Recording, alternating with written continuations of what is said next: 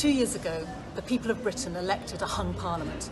At that point, the Conservatives and DUP cobbled together a precarious alliance which said that they would deliver a Brexit deal.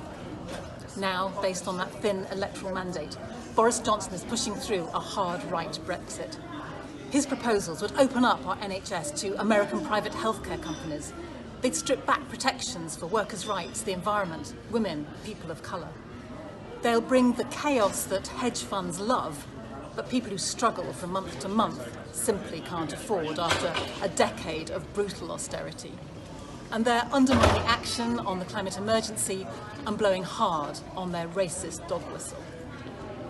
Now, all of that is based on a wafer-thin mandate, which gets thinner, frankly, with each passing by-election.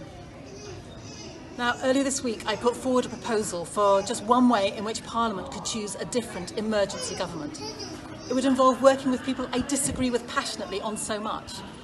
But that's to prevent the disaster capitalist hard Brexit that I fear so much. It would be time-limited, lasting only as long as necessary to stop no deal and deliver a public vote. Now, my proposal was an attempt to find a very different approach to the accelerating crisis, and it was clearly far from perfect.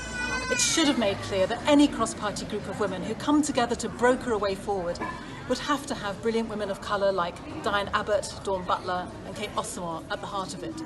And for that, I apologise. But the proposal wasn't born from me sitting at home dreaming up some sort of fantasy cabinet.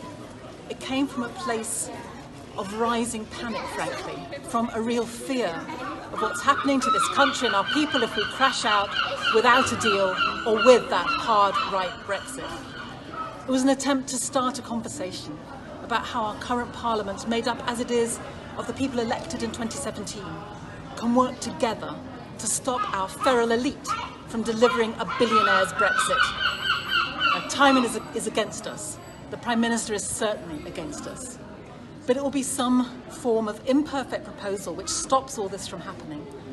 So whether it's mine or someone else's, we need to be on the lookout for a way out of this crisis, because we don't have a minute to spare.